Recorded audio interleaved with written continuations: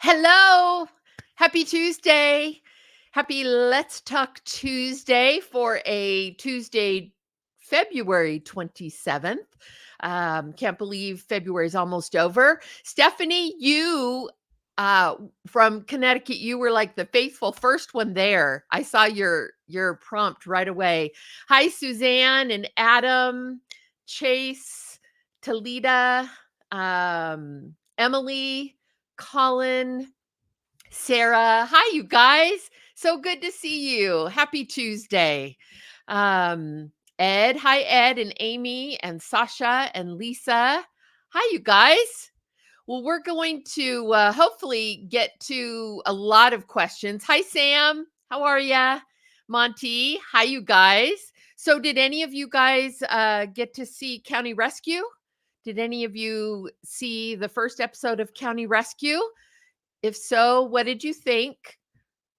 Now, I would say, you can be honest, but, just if you didn't like it, maybe not be, brutally honest, but if you liked it, let me know. Emily, you watched it tonight. Good, good. Um, yeah, I love that project and the producers. I feel like, sorry, I just realized I'm screaming. Sorry, I was screaming for a second. Okay, I'm gonna bring it back down. I just got excited. So, yeah, I hope you can see it. It's airing on Monday nights on Great American Family, but it's also streaming on Great American Pureflix. So either way, you can see it. Um, Emily, yes, it was a good, safe, ready for action. Yes, yeah. It's the parameters were pretty, you know, needed to be not too gritty. Let's just see how this goes. It's their very first. Hi, Karen. Shalom. Um, it's Great American Family's very first scripted series. So, yeah, they're testing the waters. That's why hopefully it will do really well. Hi, John Marcuso, um, Holloway Nation from OC. Um, Diane, Tony, hi, you guys. So good to see you. Grace, good to see you. And James and Mia.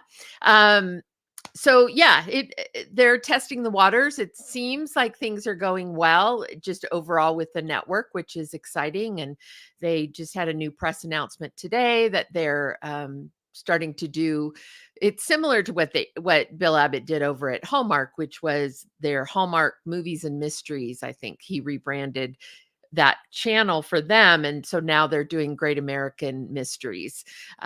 So yeah, I'm excited to see what happens. It's nice to have movies that you can watch, and for me, the Hallmark Channel was always kind of something I just played in the background. I like to have noise or something going on in the background because I work alone, and I sometimes just need the sound of human voices. And so I am usually often looking for things I can play in the background that I don't necessarily have to pay a ton of attention to, but that are innocuous and not gonna, be crazy or intense content or anything that's gonna like depress me at the end of the day. So Hallmark was kind of a go-to for me in that. And Great American is, I think, looking to take that place. So, yeah, that's definitely something I'm looking forward to as well. Yeah, there's the link to Great American Family. So, if you did watch it and you loved it, I'd love for you to either leave a review on IMDb or you can go to their Facebook page, Great American Family TV Facebook page, and just make a note or leave a review. That'd be super helpful just because we want to see more series like that happen. And so I appreciate that support. Gosh, today was a day where several trailers came out of projects that I did. So I sort of felt a little like I was like self promotion, hey, look at me today, but the promos just happened to come out. We had County Rescue last night, which started last night, and then trailer for Blue Ridge, which is a series I did with Imagicom and Gary Wheeler. That trailer came out today, and then a new piece for Unsung Hero came out, and so I sort of felt a little like I was, "Hey, look at me. Look at what I've done." But I promise it's just because those things happen to come out back to back. Um, I am excited about every one of those projects, but, um, I wasn't necessarily expecting it to be all these things back to back, but I'm incredibly grateful. Um and thankful for every one of them. Last year was a busy year, and the fruits of that are starting to come out now. So it's pretty exciting. Blue Ridge is going to be a fun series. If you look at my social media page, it's going to be on Cowboy Way channel. And it's a really fun one. Jonathan Sheck, if you guys remember the movie That Thing You Do, he was the moody lead singer who ends up quitting the band to go do his own music, breaks up with Liv Tyler. I mean, who breaks up with Liv Tyler? Like, come on. If you haven't seen That Thing You Do, all of you youngins out there, it's a fun movie. It's a fun movie, a fun one, Tom Hanks. And if you haven't seen it, you might enjoy. But Jonathan Sheck is the lead in our series Blue Ridge. And again, it's just a good old, I call it a modern day Western because it's set in rural town in the Blue Ridge Mountains. And it's modern day, but it feels very much kind of old school with A. Martinez and Bruce Boxleitner and an actor named Tom Proctor. If you guys have not heard of Tom Proctor, he is this amazing character actor. You should just look him up. He knows who he is. He knows what his character is. And man, he plays the heck out of it. He's really, really good. If you see the trailer for Blue Ridge, he's the one who's talking with the gruff voice and talking kind of low and cool. So big old scraggly beard. So he's great. Anyway, enough about that stuff. I'm excited though. Emily, what is Cowboy Way channel? So it is, thank you, cowboywaychannel.com.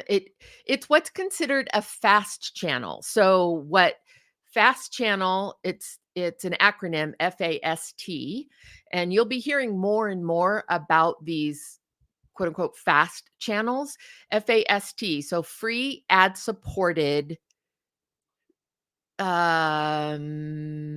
television, but there's an S in there. Now I'm forgetting what it is. So it's free ad supported something television. Yeah, I don't know what that S is. For some reason, I'm going to have to look it up because now it's going to drive me nuts.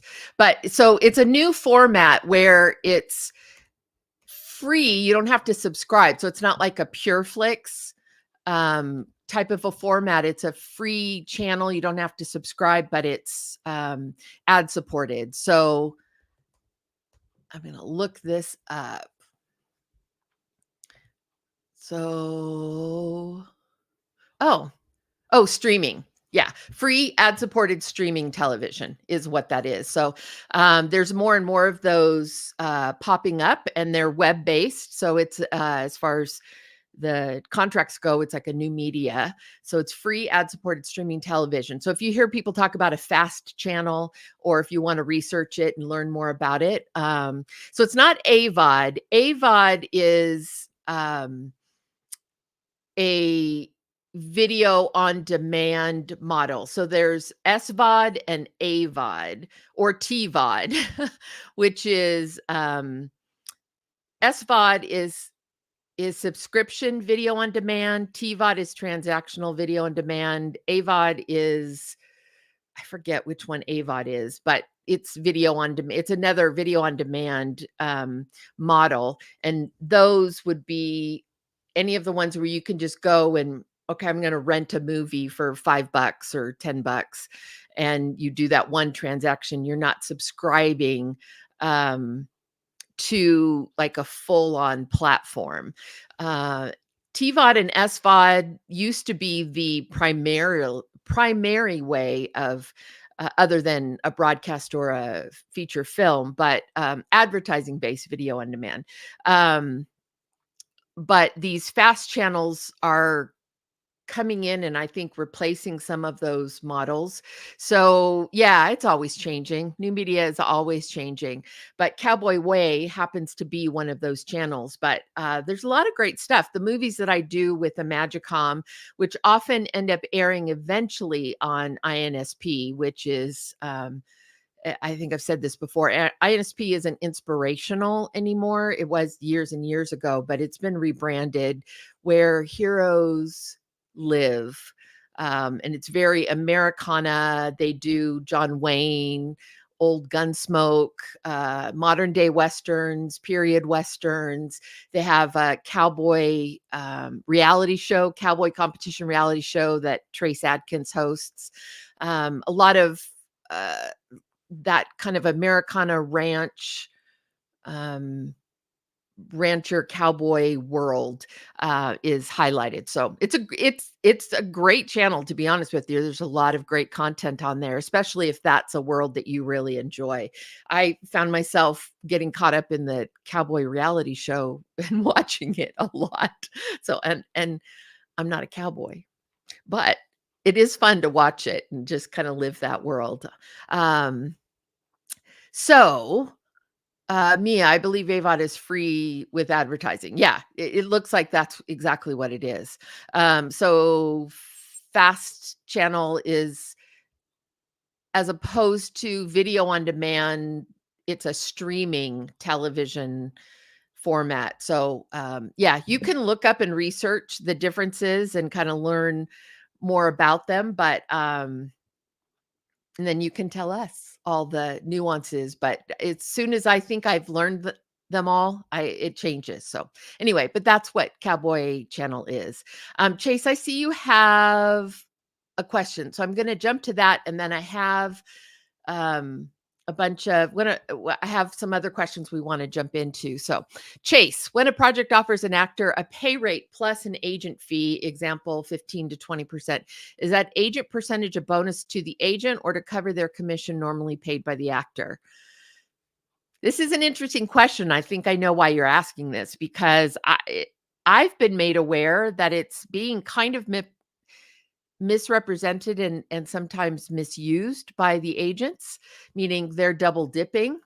But when we pay a plus 10% or a plus 15%, well, we always play plus 10, but in commercials and sometimes other formats, it's plus 15 or plus 20. You are getting that to cover your agent commission. They should not be dipping into your base pay. Say you're getting $500 plus 10%. They shouldn't be dipping in and taking 10% of your 500 and then also taking the plus 10. The plus 10 is for them. That is their pay. That is the general understanding and at least the intent behind us offering that rate to you. Now, you need to check your contracts with your agencies, and that is something you need to be looking at when you are contemplating signing with an agency. You need to make sure that you are very clear on how they're being paid and where those funds are coming from to ensure that they're not double dipping, because they shouldn't be, or that you are okay with it and that they have fully disclosed that they are going to take a portion of the main fee and the plus 10 or 15 or 20, whatever it is.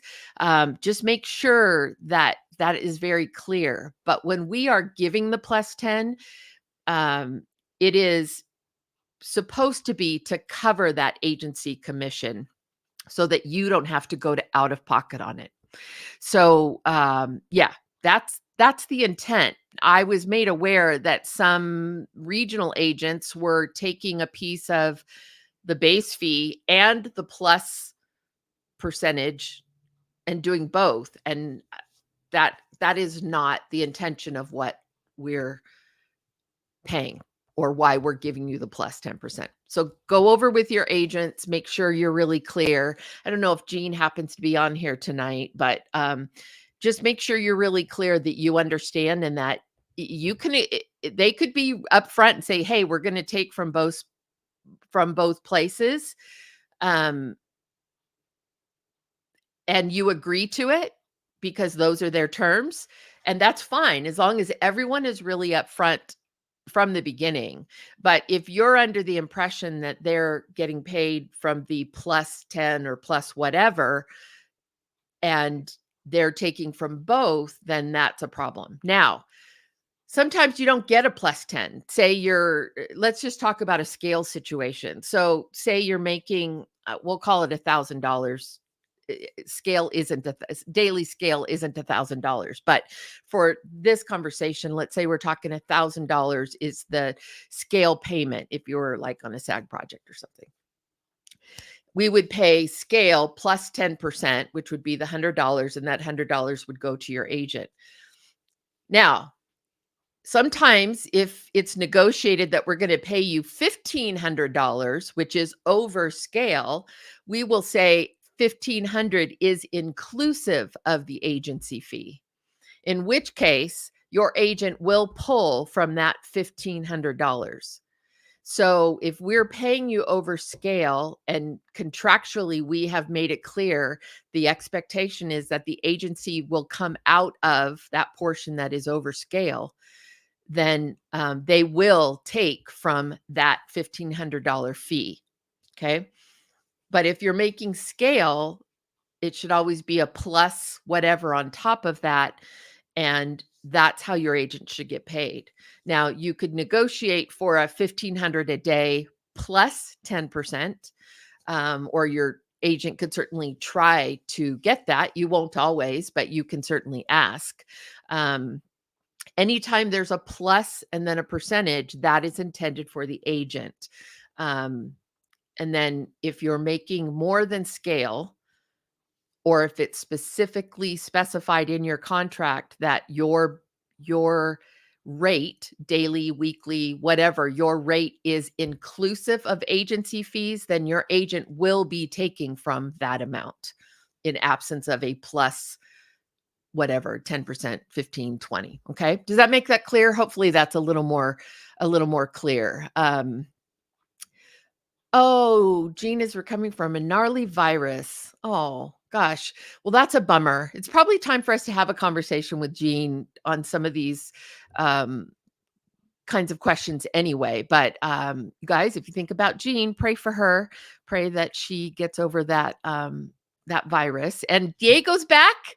Yay, Diego's back. You can see him chiming in the comments. Yesterday, he said was the first day. Well, first of all, he sent me a text over the weekend, said, I ate solid food. Like, such small victories. And then yesterday said it was the very first time he was eating solid food for quite a while, for a couple of weeks. So anyway, yeah, so it's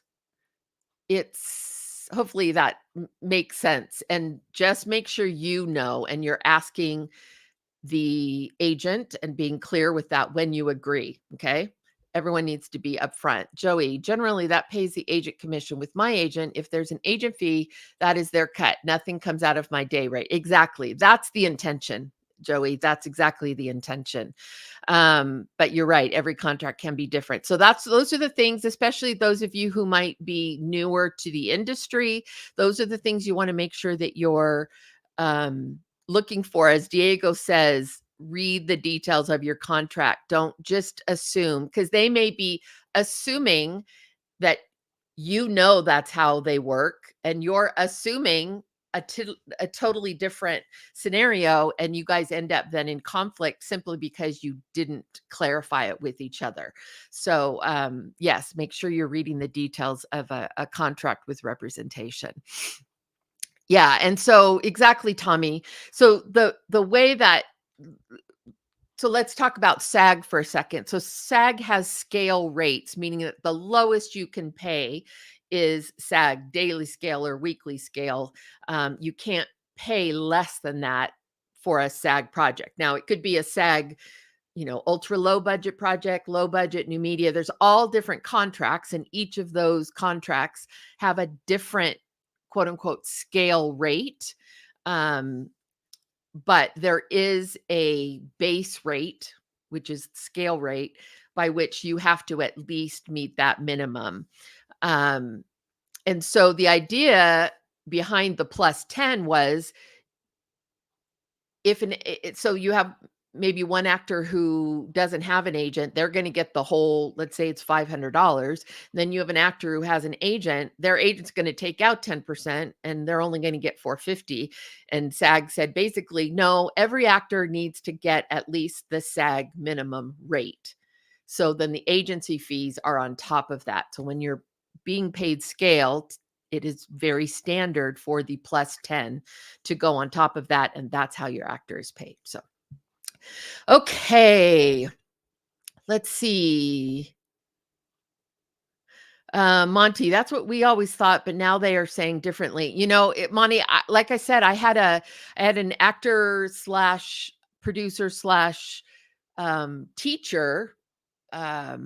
She actually owns a studio in the Atlanta area, tell me that that's what was happening. She asked me the question because she was finding out that some of her students were saying that's exactly what was happening to them. And yeah, definitely need to know for sure. If you have a contract and you didn't happen to check that, recheck those things. Make sure you understand that, because like Tommy said, if they're taking out of your base pay, then you're getting less than like basically the scale or the minimum. Let's see. Judy. Oh, John Christian Love. What about getting rate undisclosed if you got a quote but take a smaller role? Are you talking about a no quote? It sounds like maybe you're talking about a no quote, which is where someone who normally works for more money agrees to take a lesser fee because they want to do, whatever reason they want to do the project, or it's a great role, or they're not doing anything else. So they decide to go ahead and do it. Okay, great. So they work for less than what their normal quote would be. And a quote is basically, the quote is I'm going to say it's their retail price. It's their price tag. A quote is basically that rate, the day rate you normally work for, or kind of your own minimums that are different than maybe the industry minimums or a certain SAG project minimum. If you're working an ultra low budget or a low budget or modified low budget project and the scale rate, let's say, is 675, but your quote for the day is 1,200, then that's your quote as an actor. But if you agree to work for less, your agent, or you can ask that it be a no quote. And what that means is we, the production and the casting team, will not disclose to anybody what you made or how much you made. Now, that used to be a much bigger issue than it is now, because now we really are restricted on what we can share anyway, as far as what people make and co-sharing that information, like with other casting directors. It used to be very common that a casting director would call, we're going after someone, or we're looking to hire someone, and they just did another film of a similar budget, and so could call that team, that producer or that casting director, and say, hey, by the way, we're looking at so and so. What did you guys pay him or her on that project? And they would let us know, and that would give us an indication as to whether we were in the same ballpark, or if they were trying to squeeze more money out of us than we felt like we should do. But we really can't do that as much. We're not sharing that kind of information as much anymore. There's a lot more confidentiality behind those things just built in. But that's where the no quote came from, because the no quote was, hey, I'm going to take this role and I'm going to do this project for less, but I don't want it to all of a sudden mean that everybody thinks I'm going to work for that amount every time now. They didn't want their quotes to go down because they chose to take a project that paid less. So you can still ask for that, and that way it's very clear contractually that this is a no quote, that this information cannot be shared. And so there's no harm in that. if that's something that you want to do.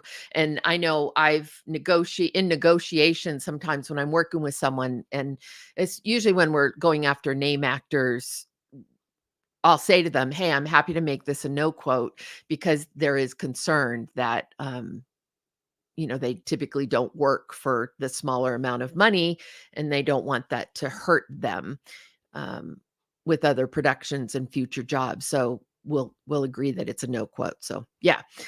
Um Monty, I just don't want them to stop giving the plus 10 or 20. The plus 10 or 20 on top of you might have had a previous comment that was referring to. Let me look back and see. Yeah. If you're making more than scale, then the plus 10 or 20 is always a negotiation. So like I said, if the scale is $1,000 and you're making 1,500, then you can negotiate that that's 15 plus 10, or which you can ask for. Now we don't always agree to it. If we say no, we can't do that, then you're making 1,500 minus 150. So basically in your mind, you should look at it as I'm making 1,350 and my agent is making 150. But just be clear. You can ask for it. You won't always get it. Sometimes you will. And it just depends on the budget and the project and the role you have, all kinds of different things like that as to whether that's more of a possibility or not. But yeah, so anything over scale, that plus amount that's intended for your agent, you want to be clear on that. Either it's there or the rate is going to be inclusive of agency fee. Okay. Diego had, Jared. Hi, Jared. I've heard some actors have brought their own contracts or crossed elements out they do not agree to before signing. You can't do that. It's a negotiation back and forth. First of all, you can't bring your own contract. That's not an option. No production I've ever worked with would accept an actor's own contract. No. The legal teams for every production have very specific language and terms that they need to make sure are included in all of their contracts. They need to be consistent across the board. So, no, you won't be able to bring your own contract. As far as crossing out terms, that's a negotiation. So when they present you, and this is not something that should be happening the day of. So if you are being presented a contract the day of for whatever reason, and you're being handed something, if they didn't disclose things to you before, then you can certainly have a conversation and say, "Hey, I didn't know, this wasn't mentioned to me before and I have an issue with this." You'd have to discuss it, but to just cross things out and then sign it, that doesn't work. You really shouldn't be getting a final contract until all the terms are negotiated and finalized.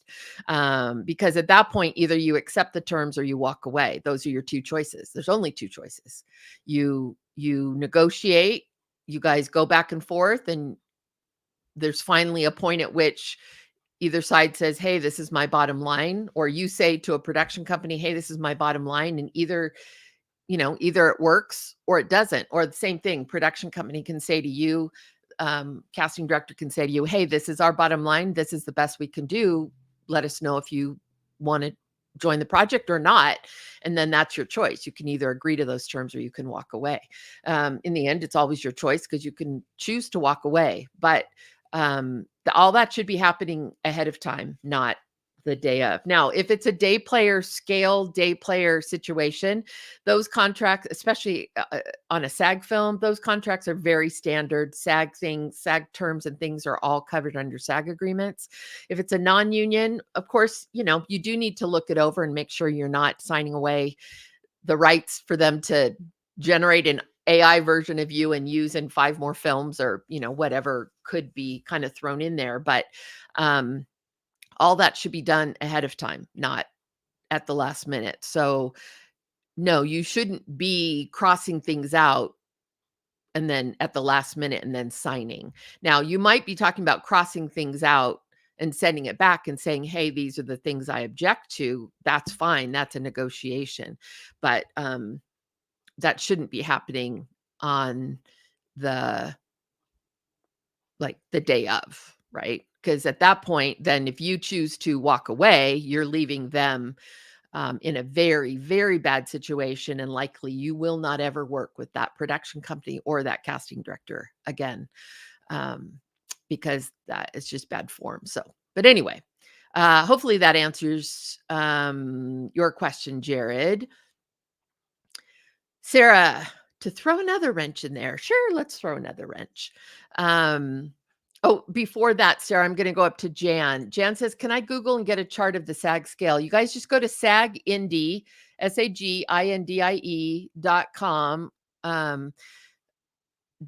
Or you can go to SAG-AFTRA.org, but you go to the production center and then you'll be able to see the scale rates for every contract. They usually have a rate sheet. You have to, it's like 3 or 4 kind of clicks. You go to the production, then you go to like contracts, things like that. You'll find it, but just hunt around and find it. But it's all posted right on SAG's website. So there's either SAG Indie or SAG-AFTRA. Okay. Either way, it's going to be the same information. Sarah, so to throw another wrench in there, when you have a lawyer represent you in your contract, and they also get a percentage if you book agreed upon ahead of time, but it's on top of an agency. Yeah. Managers, lawyers, they all come out of your fee. So the only thing we ever do is a plus. I'll just talk about on our films and TV and things like that. Like I said, commercials are a little different. Non-union commercials, especially infomercials, industrials, sometimes they can be more than a plus 10, but really 99% of what I do is just a straight plus 10 or not. And then anything else that you've negotiated with your agent would be out of the base pay. So paying your attorneys, publicists, if you have an agent and a manager, then the plus 10 covers your agent, but your manager is out of your base pay. So that's one of the things you need to think about when you think, oh, I'm just going to go get I'm going to go get an attorney, and I'm going to go get a manager, and I'm going to have an agent, and I'm going to have a publicist, and it all sounds great. But what you need to remember is that all of those get paid out of your base pay.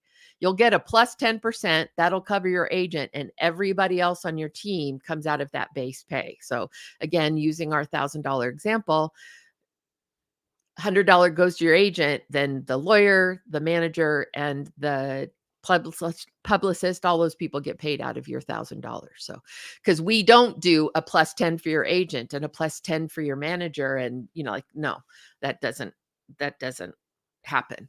So you need to grow your team as you are ready and not get ahead of yourself, or else you are spending money that is not, in my opinion, not the best use. I have oftentimes seen, like I'm doing a deal with an actor who's, say, a newer actor, doesn't have a big resume, hasn't done like a series regular or anything like that. And they have an attorney involved. And I'm thinking, why in the world are they paying an attorney for what is going to be a very, very straightforward agreement? Because they don't have any precedents for, higher rates or perks or, any of those things. So just grow your team when it's the right time to do so and when you're ready. Don't grow it too big too soon. So, and yes, Tommy, SAG-AFTRA franchised agents, which are more common in the major markets, but part of being SAG-AFTRA franchised is that they also follow a collection of guidelines in order for them to be able to say they are SAG-AFTRA franchised. And so they aren't going to double dip. But in a lot of the regional markets, the agents aren't always SAG-AFTRA franchise, only because there's a fair amount of non-union work, because SAG-AFTRA franchised agents are not supposed to submit their clients or negotiate non-union work. So when you get into the regional markets, then agents, it's more common for an agent to choose not to be SAG-AFTRA franchised because they represent talent in both the union and non-union realm. And so I say that so that you aren't concerned if you're in a regional market and your agent doesn't happen to be SAG-AFTRA franchised. That's not necessarily a bad thing. It probably just means that they get a fair amount of their income from non-union projects as well as union projects. So it doesn't preclude them in any way from submitting their talent to union projects. That isn't a problem. But if your agent is not, that may be the reason why. But in all the major markets, really Atlanta anymore, New York, LA, they're most of the most well-known agencies are all SAG franchised. So, okay, let me see.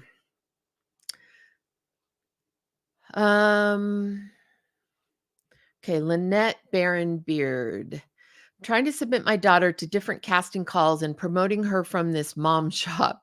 You're not the only one, Lynette. There's lots. In fact, Jean Winger, I wish she was here because that's how she started. But she has accepted 2 roles so far this year that are scheduled to film in the next 6 months. Do I continue to submit her or should I hold off till she finishes filming these roles? I'm nervous about conflicts in filming, but it seems like filming is continually pushed back. Yeah. I think what you need to do is just be honest and disclose. If those projects are continually pushing, you need to do 2 things. One, you need to communicate with those productions and tell them, hey, until I get firm dates, I'm just letting you know I'm continuing to have her audition, of course. And you say, and assure that those production companies that you will keep in touch with them. If another project opportunity comes up, you will need to go to those production companies first and say, hey, let's say she gets a call back for one of the projects. Hey, she has a call back for this project that would shoot during this window. I'm just giving you a heads up. But you can't be expected because she signed on to 2 projects that keep pushing. It could push for a year. That means you are out an entire year. No, that isn't right. That isn't fair to you guys. So you just need to be a really good communicator, really clear communicator. On the other side, you also want to let the potential projects, meaning if you're submitting and say she gets an audition, you want to make sure that you're communicating, hey, she is committed to a project that was or may shoot in this window, but it's been pushed numerous times. Just wanted to give you a heads up. Then I, as a casting director, can look at that and say, hey, we really like this kid. We'll pursue it in spite of a potential conflict in hopes that there won't be a conflict. And chances are there won't be if they keep pushing. But until they give you firm dates, you cannot put your entire life on hold indefinitely as they keep changing them over and over and over. I don't know what these projects are, whether they're SAG projects or non-union, or is the money fully raised? Are they fully funded? Kind of where they are in that process. But you can't be expected to keep putting everything on hold indefinitely for those projects. So just be a really good communicator. Everyone will appreciate that. Let's see. Chase, you are just full of questions today. Let's see. If casting doesn't specify the state, should be at the beginning or end of your audition. Oh, slate. Sorry. Sorry. Not only can I not talk tonight, I can't read. If casting doesn't specify if the slate should be at the beginning or end of your audition, what is your recommendation or preference? Okay, this is, I'll continue. If casting doesn't specify, do you recommend combining all auditions and slates together or as separate files? I know you are clear in your castings, but curious what you think are best practices when unclear. Oh, that's so nice of you, Chase, to give me the benefit of the doubt that I'm always clear in my directions. I'd like to think I am, but sometimes I forget. But good question.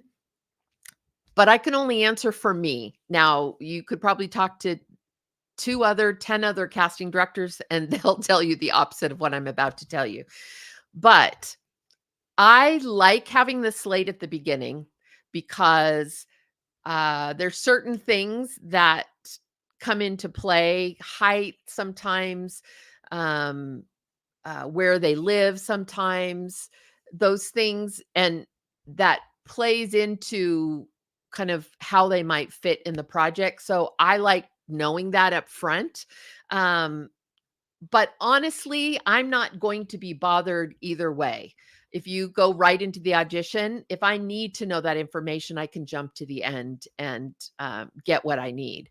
Now, having separate files where the slate is its own file is very nice because um, then if I have a specific take that I want the director to see, if you say you give me 3 takes or 2 takes and I like one better than the other, or I think one is a better fit for what the directors told me they want, than the other one, then I can highlight or reorder the takes so that they would see what I believe to be the stronger take first. That's the advantage to submitting separate takes as separate files. It allows me to manipulate them a little bit. That could potentially be to your advantage. If it's one long file, then I obviously don't have that. And the other advantage I think to doing separate files is sometimes if a director and even myself, so say I give you 4 scenes to do, and there are typically going of those 4, there are typically going to be 1 or 2 that start emerging as the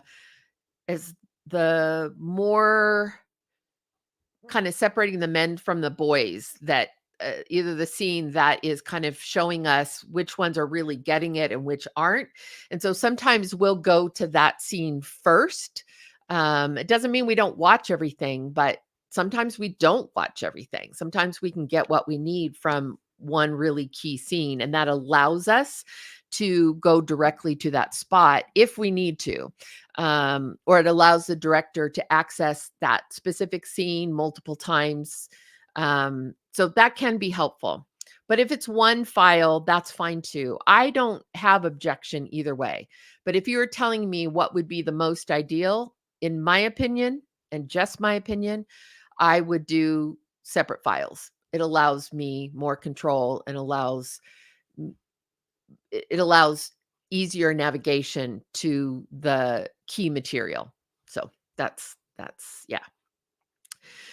John Christian Love, do you deal with loanouts often? When should an actor consider this? I do deal with loanouts a lot, especially on the SAG films. That I can't answer that for you. That's a tax accountant question. So maybe someday we'll have a entertainment tax accountant on and they can tell you when that threshold is. But for those of you who aren't familiar with loanouts, loanouts is basically, it's called a loanout when you set up a separate corporation or a separate LLC, limited liability company, or a partnership, but a separate company that you do all of your work under. So basically, you become an employee of that company. So I'll use me, for example. Beverly Holloway Casting is my company. When I am hired, I'm hired under Beverly Holloway Casting as basically an employee of Beverly Holloway Casting. So Beverly Holloway Casting, the company, is loaning me, Beverly Holloway, out to a production company to do work for them. That's why it's called a loan out. So in let's use John Christian Love. John Christian Love sets up JCL LLC, and that's his corporation or his limited liability company. And then I, as a casting director, would hire John, and John says, "Hey, I have a loan out." So then the agreement would actually legally be with his company, JCL LLC, and then JCL LLC agrees to loan out John to our production company to work on the project. Does that make sense? So that's why it's called a loan out. Basically, it's setting up a separate corporation under which you do your work. It provides some tax breaks. It provides some sheltering of your own personal assets should there ever be an issue. But like I said, I can't really answer that in a way that I feel comfortable that I'm giving you accurate information, and certainly advice. I couldn't advise you as to when. So that's a question for either an attorney, a production attorney, or a tax accountant. So, yeah. So we'll put that, Diego, we'll put that on the list of people to have on one of these days. So, um, okay. Uh, Okay. So Sarah Lejeune said, when I network tested at Fox, Gene and I worked with a wonderful lawyer who negotiated alongside Gene on my behalf. I didn't pay a dime, but would have had a percentage if I booked. Yes. Okay. So I get it. Yeah, that's exactly right. So to negotiate the deal, basically they were investing in the hope, their time in the hope that you would book the job, in which case they would get paid a percentage of whatever you were paid if you booked it. So yeah, that can work for sure. Um yeah, Sarah, just wanting to throw it out there that it's rarely just 10% with a multi-person team. Yeah, it rarely is. And so again, be wise about the agreements you make, who you put on your team, and when you choose to grow that. Chase, okay, as a former attorney, I can tell you beware of attorney. We are famous for finding more work for ourselves. Chase, I love it. You're an honest man. You're an honest man. I love it. It is true though, with attorneys, you're paying a lot of money per hour and it can rack up pretty quickly. So, yeah, you just want to be smart. You want to be a smart business person. And yes, you're artists and creative people, and sometimes that's why you bring someone on your team who may be better at the business side of things.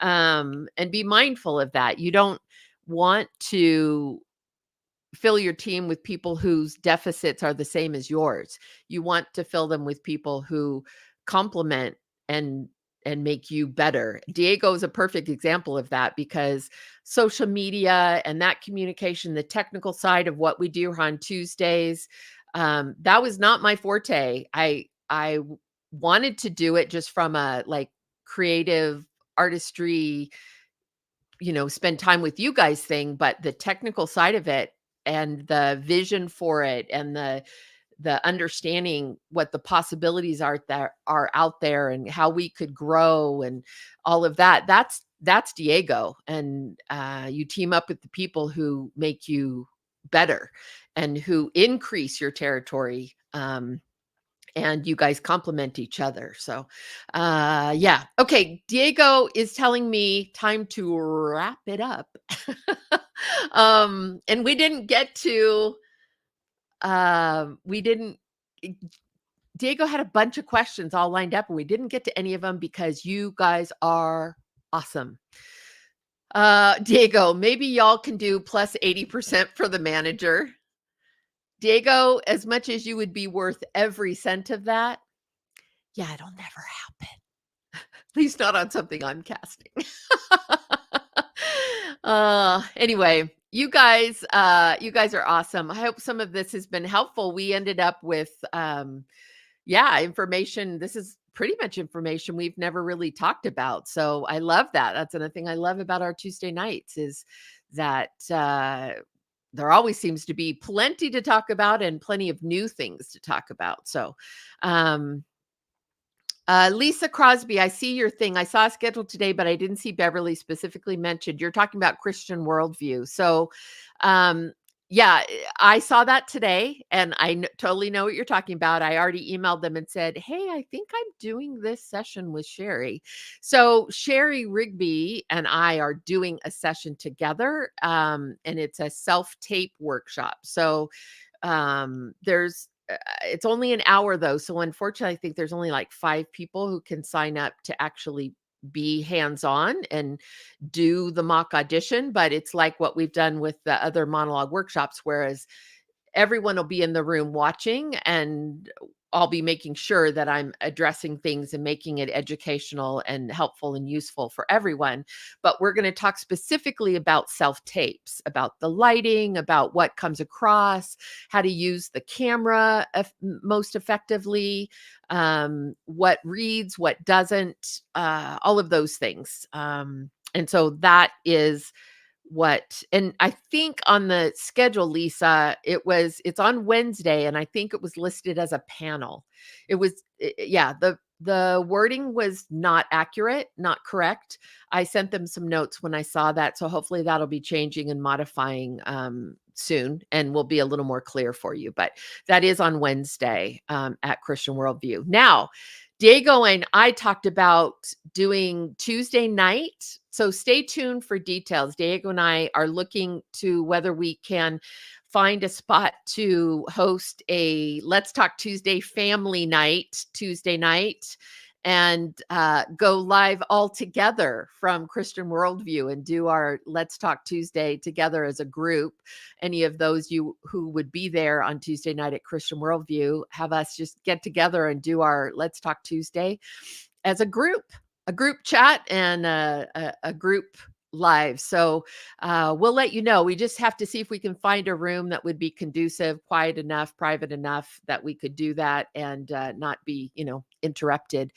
But either way, we are looking to try to plan something for that Tuesday night, which would be a get together kind of, let's call it a family get together plus combining that with our live for that week. So we'll keep you posted. Um, and Dahlia, I see you. Did we already discuss the one-on-one coaching? No, we didn't. But next week, Diego just is getting back in the swing of things. Earlier, I mentioned just yesterday was the first day he was feeling like himself. So we haven't had a chance to go over all of those details, but we'll have more information for you next week so that we can tell you how to sign up and where to sign up and the calendar and all of those things. So I commit to I commit to talking to you so we can figure that out so that we have that information for everyone next week. So, okay. So I think that's it. I'm still reading comments. Don, I see your comment. My agent is non-union, but has union and non-union clients. Also something about Kentucky state laws as well. Lets the agent do that. The agent can do whatever they want to do. They just need to disclose it to you and you need to agree to it. So, I'm not saying they're doing anything illegal at all, but if they haven't disclosed it clearly, or if you didn't see that part of the contract and you weren't aware, then it could potentially cause conflict. And if someone is trying to do that where they dip from both places, you can say, yeah, that doesn't work for me, and just decide they're not the rep for you, or you can agree to it. And then, as time goes on, maybe you'll get to a place where, you have a different choice of agent if that's what you feel like you need to do, or they're getting you enough bookings that you're good with it. So, yeah, I don't want to imply that anyone was doing anything illegal, but sometimes it hasn't been clear to the actors, or they didn't read the fine print, or the agent maybe didn't. Like I said, there were assumptions on both sides, and everybody thought everybody knew what was going on, when in reality, it wasn't clear. So, yeah, just make sure you're um, clear about those things. All right. Love you guys. We'll have information on coaching next week. And so glad Diego's back. Yay, Diego. And love all of you, all of your information. I love that you guys chime in and are answering questions as well from your experience.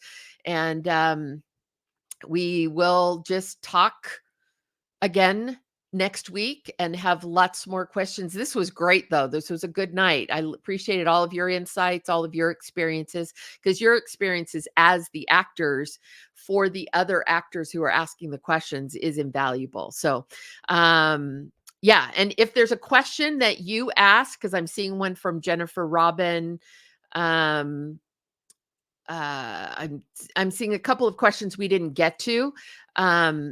Just remember them for next week and ask them again, okay? Because we will sooner or later get to them, I promise. So, all right, love you guys. Have a great week and be awesome, right? Just like it says.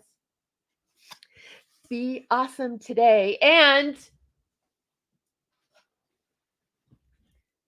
wait, where there? Be you, not them, because you are worthy and you are awesome. Okay, love you guys. See ya. Bye.